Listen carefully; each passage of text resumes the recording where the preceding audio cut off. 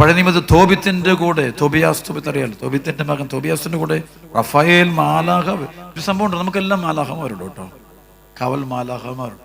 മനുഷ്യന് മാത്രം കിട്ടുന്ന ദൈവത്തിന് കൊടുത്ത ദാനമൊക്കെ. മനുഷ്യൻ ദൈവത്തിന്റെ മക്കളാണ്. ദൈവമക്കളായ നമുക്ക് എപ്പോഴും ഒരു ദൈവദൂതൻ, അത് ഭൂമിയിലെ ദൈവദൂതനല്ല, ഒറിജിനൽ ദൈവസ്വർഗത്തിനുള്ള ദൈവദൂതനുണ്ട്. ആ ദൈവദൂതൻ നമ്മളെ സഹായിക്കണമെന്നുണ്ടെങ്കിൽ അത് നമ്മൾ ആ ഒരു ഹോളിനെസ് കൂട്ടിക്കുക. നിങ്ങൾ വിശുദ്ധി പാലിക്കുക, വിശ്വാസത്തിന്റെ ജീവിതമാണ്. ശരിയും കൂടെ പ്രാർത്ഥിക്കുക. ധ്യാനം കൂടുതലൊക്കെ വരുമ്പോൾ നിങ്ങൾ കൂടുതൽ ഹോളിനെസ് കിട്ടാൻ വേണ്ടി പ്രാർത്ഥിക്കുക. ധ്യാനം ഇവിടുത്തെ ഈ ആലയത്തിൽ ഈശോ കൊടുക്കുന്ന ഏറ്റവും വലിയ കൃപ വിശുദ്ധിയാണ്. ഞാൻ ഇവിടേക്ക് വരുമ്പോഴും വിശുദ്ധി പാലിക്കാൻ വേണ്ടി. വിശുദ്ധിയിലോട്ട് വരുമ്പോൾ പിന്നെ അവിടെ ബന്ധനം അഴിഞ്ഞു, മാവയുടെ കെട്ടഴിഞ്ഞ് മുഴുവൻ ബന്ധനം അഴിഞ്ഞു. എനിക്ക് വിശുദ്ധെല്ലാം കാണിച്ചു തരാറുണ്ട് കേട്ടോ. ഒരുപാട് അനുഭവമാണ്, ഒരുപാട്. ചിലത് പൈസാസ്യപ്പെടുത്തി ബന്ധിക്കണ്ടെന്ന് പറയും, അത് സമയമായില്ലെന്ന്. ചിലത് അനുവദിക്കും. ഒത്തിരി അനുഭവങ്ങളുണ്ട്. ഞാൻ എല്ലാം ഒന്നും പറയാറില്ല, 1% പോലും ആരോടും പറഞ്ഞിട്ടില്ല, എൻ്റെ കൂടെയുള്ളവർ പോലും പറഞ്ഞിട്ടില്ല. അങ്ങനെ പറയാൻ പറ്റുന്ന കാര്യമല്ലത്. പറഞ്ഞു കൊടുക്കാൻ പറ്റുന്ന, പറഞ്ഞ് മനസ്സിലാക്കിക്കാൻ പറ്റുന്ന കാര്യമല്ല.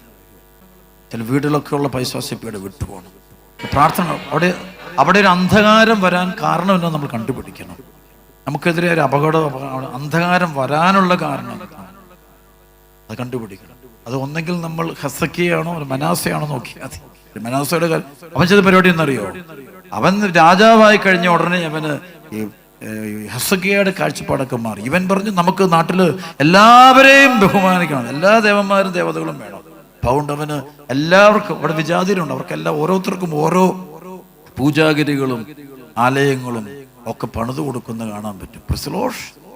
അതോടെ ഇവൻ ജനത്തിനിടെ ഭിന്നതയായി. അവന്റെ കാലത്ത് തന്നെ പലതവണ വലിയ അനർത്ഥങ്ങളുണ്ടാകും, അപകടങ്ങളുണ്ടാകും, ശത്രുക്കൾ ആക്രമിക്കും, തകർച്ചയുടെ പ്രശ്നം വരുമ്പോൾ ദൈവത്തേക്ക് വിളിക്കാൻ വെച്ചിരുന്നു. പക്ഷെ മുഴുവൻ പ്രോബ്ലം, മൊത്തം പ്രശ്നം. അവസാനം ഈ പ്രവാചകന്മാരുടെ, കർത്താവിന്റെ പ്രവാചകന്മാരുടെ അടുത്ത് ചെല്ലും. പക്ഷെ ഒരിടത്തും കിട്ടുന്നില്ല. കർത്താവിന്റെ പ്രവാചകൻ ഇവന്റെ ഉത്തരം കിട്ടുന്നത് എല്ലായിടത്തും. അതിന് ദൈവശാസ്ത്രജ്ഞന്മാർ എഴുതിയിരിക്കുന്ന മനോഹരമായ ഒരു കൺക്ലൂഷനുണ്ട് ഈ മനാസയെ കുറിച്ച്. പല ദൈവങ്ങളുടെ പിന്നാലെ പോയവന് അവസാനം ഒരു ദൈവവും ഇല്ലായിരുന്നു.